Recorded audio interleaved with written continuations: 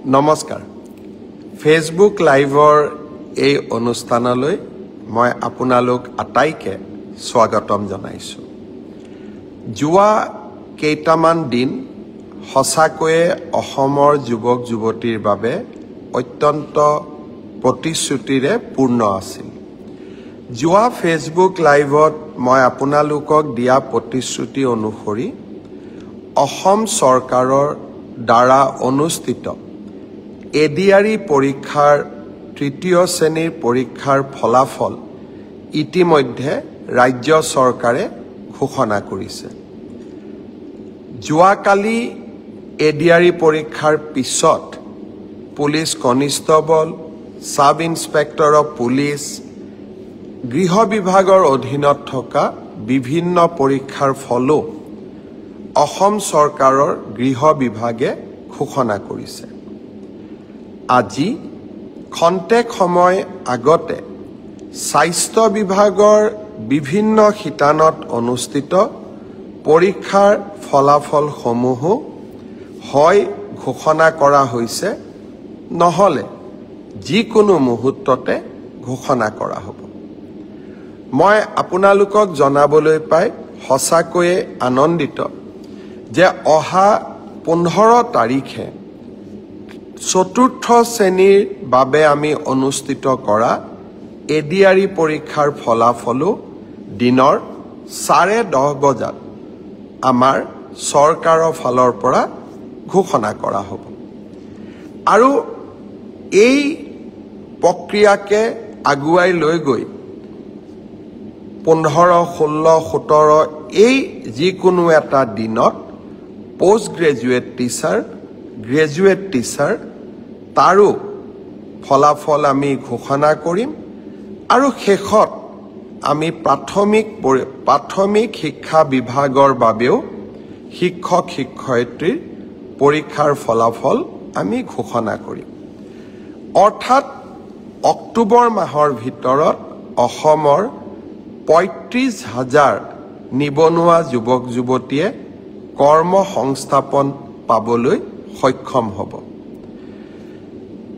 যোৱা কালি পৰহিৰ পৰা মই নিবনুৱা যুৱক যুৱতীসকলক যিসকল পৰীক্ষাত উত্তীৰ্ণ হৈছে তেখেতসকল চাই আছিলোঁ প্ৰত্যেকৰে নিজৰ জীৱনৰ সহজ সৰল জীৱনৰ কাহিনী এটা আমাৰ আগত বৰ্ণনা কৰিছে আৰু কেনেকে চৰকাৰৰ পৰা লাভ কৰা চাকৰিটোৱে আৰু তেখেতসকলৰ পিতৃ মাতৃৰ চকুত যি এক আনন্দৰ পোহৰ আমি সকলোৱে দেখা পাইছোঁ সি সঁচাকৈয়ে আমাক আনন্দিত কৰিছে যোৱা নিৰ্বাচন ৰাইজক প্ৰতিশ্ৰুতি দিছিলোঁ যে আমাৰ যদি চৰকাৰ আহে মই অলপ বেছিকৈ কৈছিলোঁ যে গন্তি কৰি কৰি 1 লাখ ল'ৰা ছোৱালীক চৰকাৰী চাকৰি দিম কংগ্ৰেছ দলে মোক হাঁহিছিলে আৰু আমাৰ দলৰ ভিতৰতো চিন্তা আছিলে যে হিমন্ত বিশ্ব শৰ্মাই এই কথাখিনি কিয় ক'লে আমাৰ দলটো পিছত বিপদত পৰিব কিন্তু আজি আমি 1 লাখ নিযুক্তিৰ যি আমাৰ প্ৰতিশ্ৰুতি আছিল সেই প্ৰতিশ্ৰুতি আমি নিজৰ প্ৰতিশ্ৰুতি নিজেই ভংগ কৰিলোঁ আৰু 2 লাখ নিযুক্তিৰ ফালে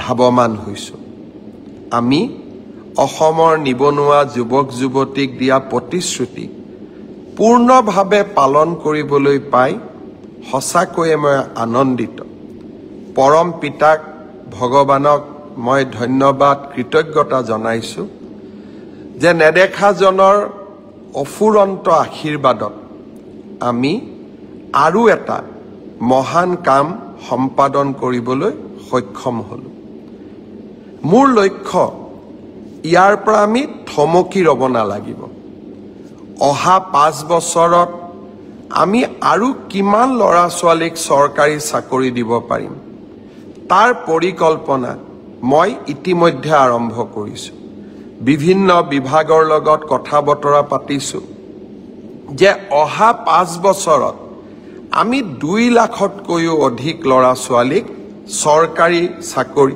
দিব পাৰিম নে নোৱাৰিম অৰ্থাৎ মোৰ লক্ষ্য যে অসমৰ নিবনুৱা যুৱক যুৱতীয়ে কেতিয়াও আশাহত হ'ব নালাগে তেখেতসকলৰ আশাবোৰ পূৰ্ণ কৰাৰ বাবে আমি আমাৰ আকাংক্ষিত লক্ষ্য যি আমি সন্মুখত ৰাখিছিলোঁ সেই পথেৰে আমি কাম কৰি গৈ থাকিম নৱেম্বৰ মাহৰ শেষৰ ফালে পুলিচৰ নিযুক্তিৰ বাবে আৰু কেইবা হাজাৰো পদ আমি মুকলি কৰি দিম আজি যিসকলে পুলিচত চাকৰি মই অনুৰোধ কৰিম নৱেম্বৰত আপোনালোকে আকৌ আবেদন কৰিব যাতে আপোনালোকৰ আশাবিলাক আমি বাস্তৱত ৰূপায়ণ কৰিব পাৰোঁ প্ৰাথমিক শিক্ষাৰো 5000 পদৰ নিযুক্তিৰ প্ৰক্ৰিয়া সম্পূৰ্ণ হৈ যোৱাৰ লগে লগে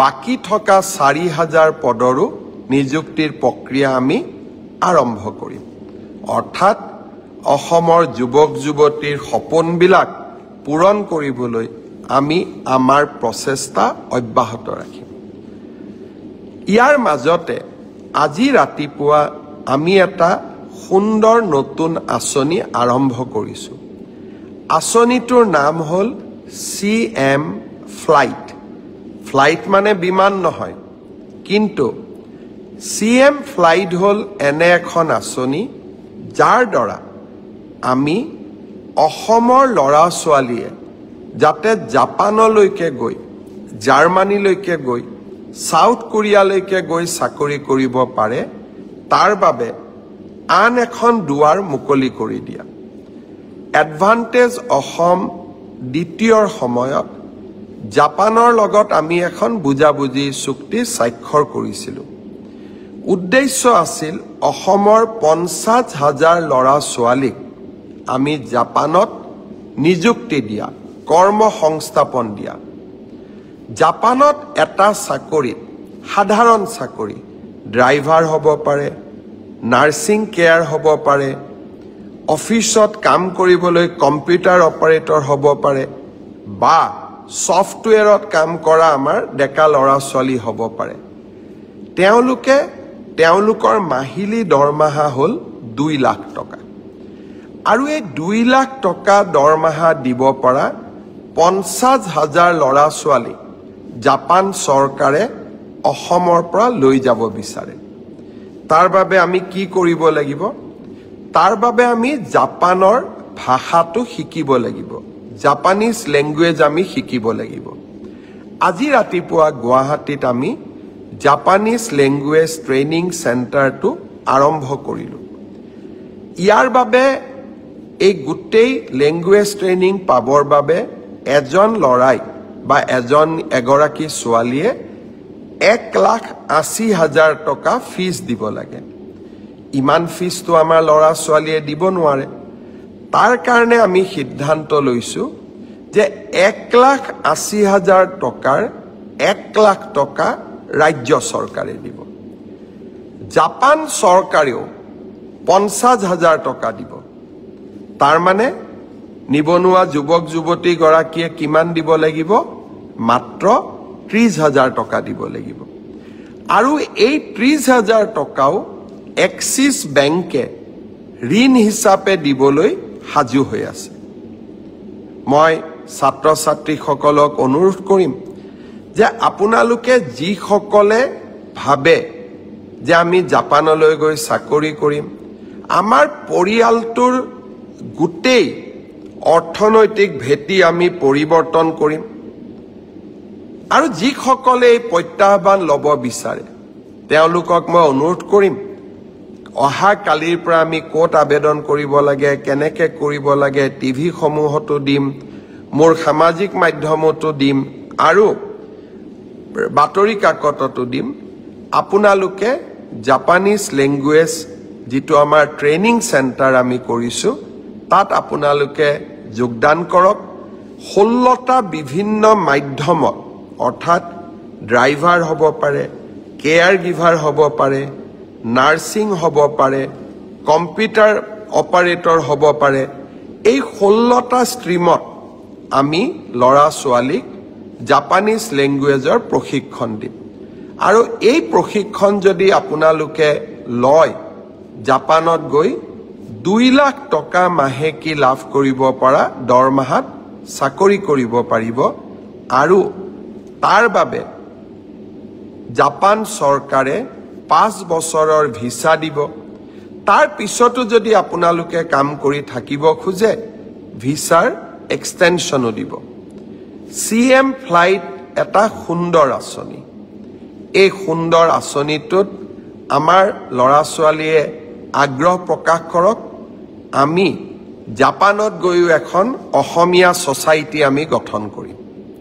আৰু জাপানে অসমৰ ল'ৰা ছোৱালীক বিচাৰে, কাৰণ তেওঁলোকৰ জীৱন ধাৰণৰ পদ্ধতি আৰু আমাৰ জীৱন ধাৰণৰ পদ্ধতিৰ মাজত বহুত পাৰ্থক্য নাই। আমাৰ অসমীয়া মানুহৰ দৰেই তেওঁলোকৰ স্বভাৱ চৰিত্ৰ সহজ সৰল মৰমীয়াল। জাপানৰ লোকসকলৰো চৰিত্ৰ তেনেকুৱাই। আজি এই সম্পৰ্কত মই দিয়া ভাষণটো মোৰ ফেচবুক পেজত আছে।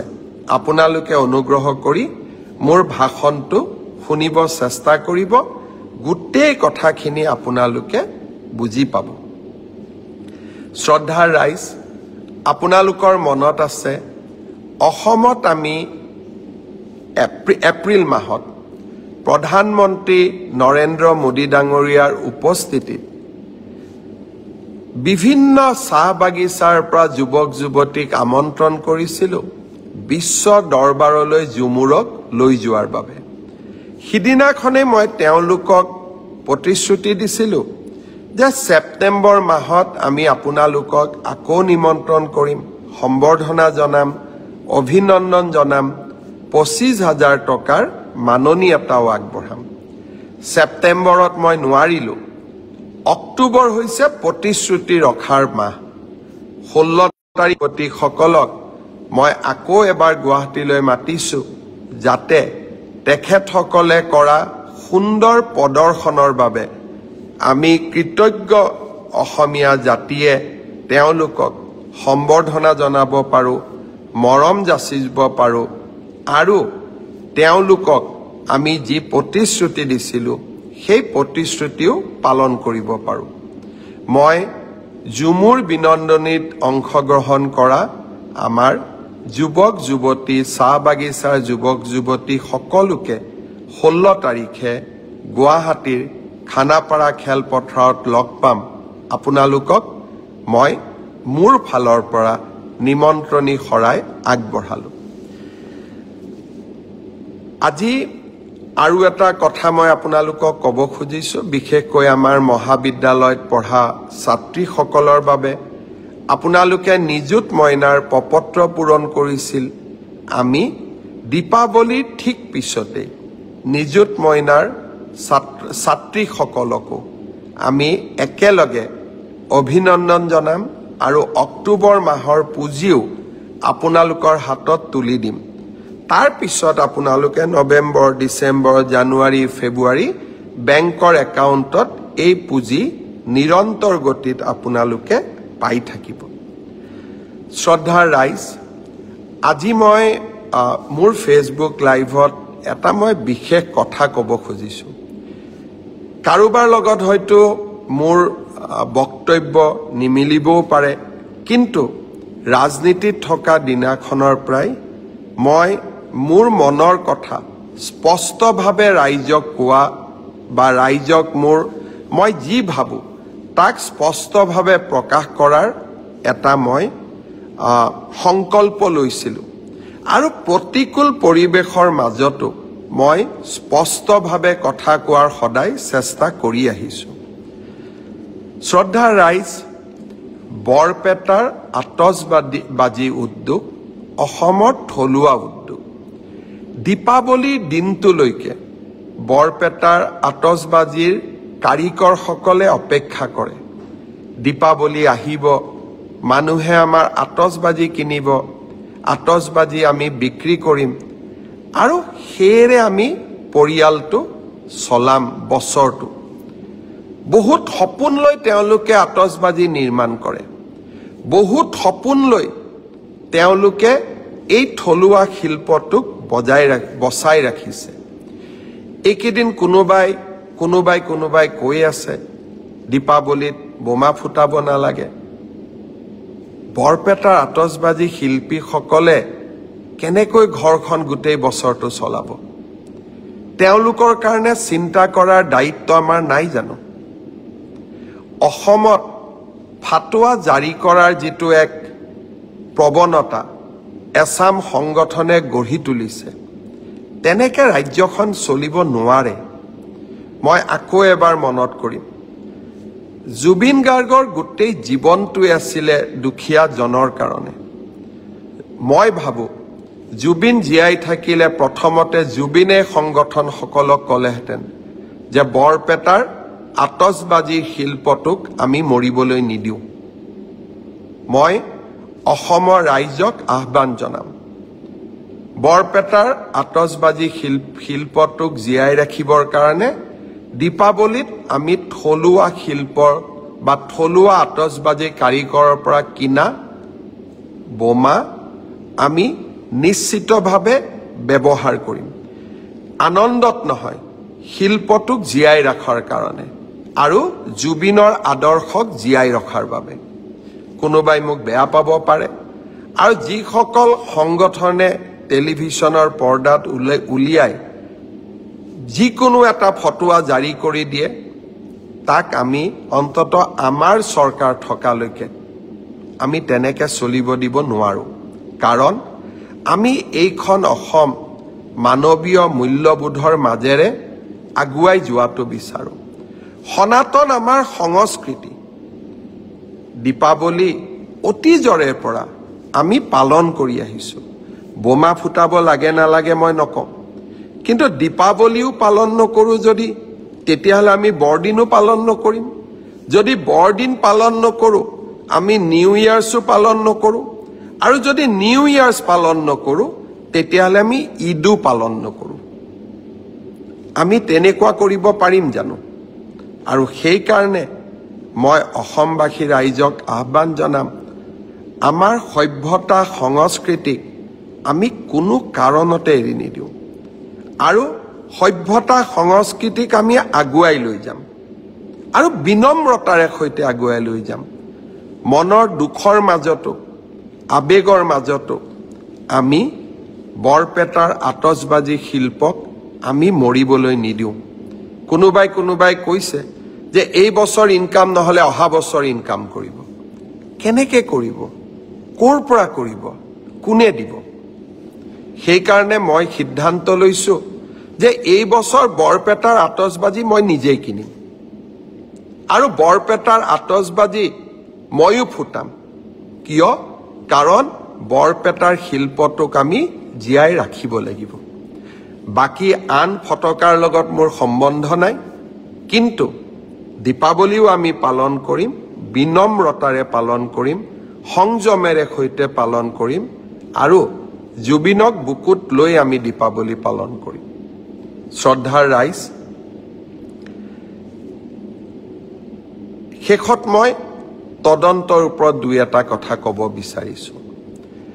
নতুন দিল্লীৰ CFL লেবৰেটৰীয়ে জুবিনৰ মৃত্যুৰ ভিছেৰা ৰিপৰ্ট দিয়াৰ পিছৰ পৰাই এই ঘটনাটোৰ প্ৰতি CIDয়ে ইয়াৰ গোটেই ঘটনাটোৰ ওপৰত এটা নিৰ্দিষ্ট দিশ বিচাৰি পাইছে, আৰু মই ভাবোঁ যে খুব কম দিনৰ ভিতৰতে আমি জুবিনৰ মৃত্যুৰ সৈতে জড়িত সমস্ত ঘটনাৰাজি আদালতৰ আগত আমি প্ৰকাশ কৰিব পাৰিম।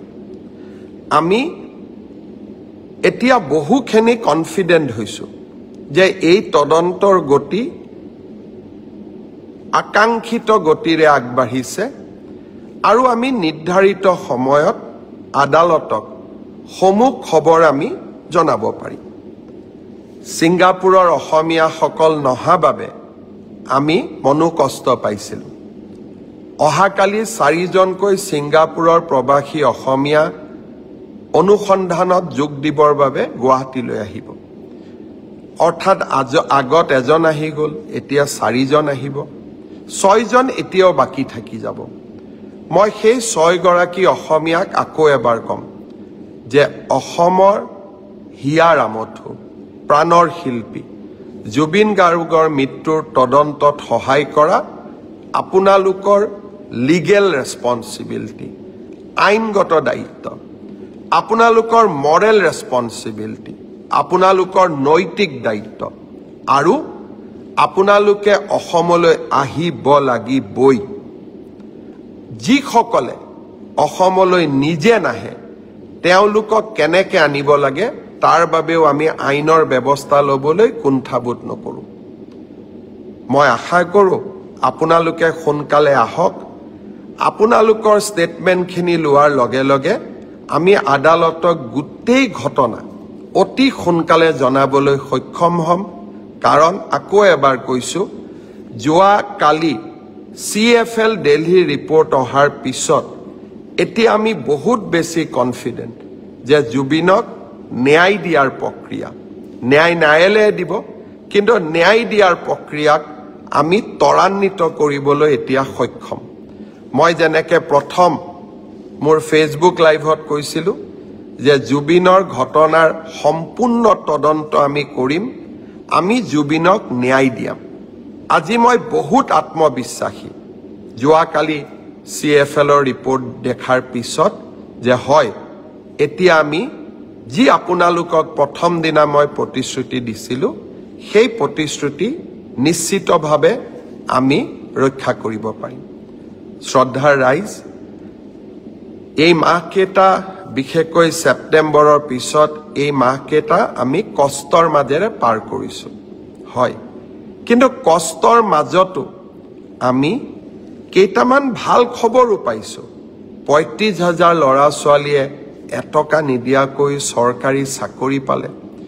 যোৱা কালিৰ পৰা এই চাকৰি পোৱা ল'ৰা ছোৱালীৰ পিতৃ মাতৃৰ আৱেগে কৰবাত নহয় কৰবাত মোৰ মনটোক অত্যন্ত প্ৰশান্তিৰে পৰিপূৰ্ণ কৰি তুলিছে।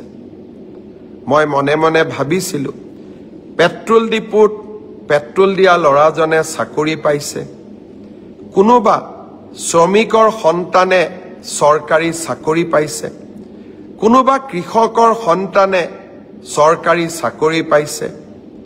ইয়াতকৈ অসমৰ বাবে আনন্দৰ কথা একোৱে হ'ব নোৱাৰে।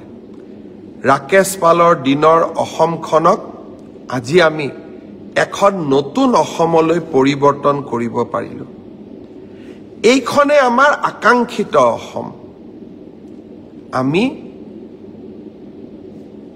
নতুন অসম নিৰ্মাণ কৰিম।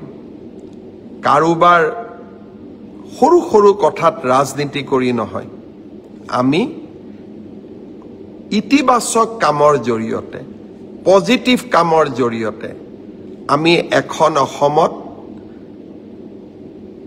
আমাৰ অসমত আমি এক নতুন পৰিৱেশ সৃষ্টি কৰিব পাৰোঁ। চৰকাৰী চাকৰিত আমি অনা স্বচ্ছতা, মই ভাবোঁ অসমৰ সমাজ জীৱনলৈ ই এক বহু আকাংক্ষিত পৰিৱৰ্তন আনিব। সেয়েহে আজি মই সঁচাকৈ অত্যন্ত আনন্দিত। মই আপোনালোকৰ পৰাও সহযোগিতা বিচাৰিম, এনেকৈ যাতে আমি অসমৰ বাবে নতুন নতুন কাম আৰু আমাৰ যুৱক যুৱতীসকলৰ বাবে এখন আশাৰে পৰিপূৰ্ণ অসম আমি নিৰ্মাণ কৰিব পাৰোঁ। নিবনুৱা যুৱক যুৱতীক কৰ্মসংস্থাপন দিয়া মুখ্যমন্ত্ৰীৰ আত্মনিৰ্ভৰ অসম আঁচনি, এই আঁচনিৰ জৰিয়তে আমি 2 লাখ যুৱকক 2 লাখ টকাৰ ঋণ আৰু অনুদান প্ৰদান কৰোঁ, যাৰ জৰিয়তে তেখেতসকলে জীৱন বাটত আগুৱাই যাবলৈ প্ৰেৰণা পায়। মই অত্যন্ত আনন্দিত যে এই বছৰৰ ৭৫,000 যুৱক যুৱতীৰ নিৰ্বাচনৰ প্ৰক্ৰিয়াটো সম্পূৰ্ণ হৈছে। অহা ডিচেম্বৰ মাহত আমি আপোনালোকক মাতি আনি 2 লাখ টকাৰ প্ৰথম কিস্তি 1 লাখ টকা প্ৰদান কৰিম। ইয়াৰ সমান্তৰালভাৱে যোৱাবাৰ আমি যি 25,000 যুৱক যুৱতীক 1 লাখ টকা দিছিলোঁ যোৱা বছৰত, তেওঁলোকে যদি এই 1 লাখ টকাটো ভালকৈ ব্যৱহাৰ কৰিছে তেওঁলোকক দ্বিতীয় কিস্তিৰ 1 লাখ টকা দিবলৈও মই আপোনালোকক গুৱাহাটীলৈ আমন্ত্ৰণ জনাম অৰ্থাৎ ৭৫,০০০ আৰু ২৫,০০০ 1 লাখ ল'ৰা ছোৱালীয়ে আত্মসংস্থাপনৰ সুযোগ পাব লগে লগে আৰু 1 লাখ যুৱক যুৱতীক এই আঁচনিত আনিবৰ কাৰণে আমি নতুনকৈ বিজ্ঞাপনো দিয়া আৰম্ভ কৰিম এইকেইটা দিন মোক বহুত যুৱক যুৱতীয়ে কৈ আছে যে মামা আপুনি কৈছিলে যে ২০২৫ চনত BA BSc পাছ কৰা ছাত্ৰ ছাত্ৰীসকলক আমি প্ৰত্যেক মাহত ২৫০০ টকাকৈ দিয়াৰ আঁচনি এখন ৰূপায়ণ কৰিম মুখ্যমন্ত্ৰী জীৱন প্ৰেৰণা আঁচনি এই আঁচনিখন কি হ'ল অহা ১ নৱেম্বৰত ইয়াৰ আবেদনৰ পৰ্টেলটো আমি মুকলি কৰি দিম আপোনালোকে আবেদন কৰিব পাৰিব অৰ্থাৎ যিমান আমি প্ৰতিশ্ৰুতি দিওঁ প্ৰত্যেকটো প্ৰতিশ্ৰুতিক আমি ৰূপায়ণৰ বাবে প্ৰচেষ্টা কৰোঁ অৰুণোদয় হওক মহিলা উদ্যমিতাই হওক অসমৰ লাখ লাখ দৰিদ্ৰ পৰিয়ালৰ মুখলৈ আমি আজি হাঁহি বিৰিঙাইছোঁ 2 দিন আগতে মই কৈছিলোঁ যে 1 নৱেম্বৰৰ পৰা অসমৰ ৰাইজক আমি দালি চেনি আৰু নিমখ কম দামত দিয়া আৰম্ভ কৰিম লগতে মই আই মাতৃসকলক কৈছিলোঁ যে আমি আপোনালোকক গেছৰ চিলিণ্ডাৰ কিনিলেও ২৫০ টকা ৰাজ সাহায্য দিম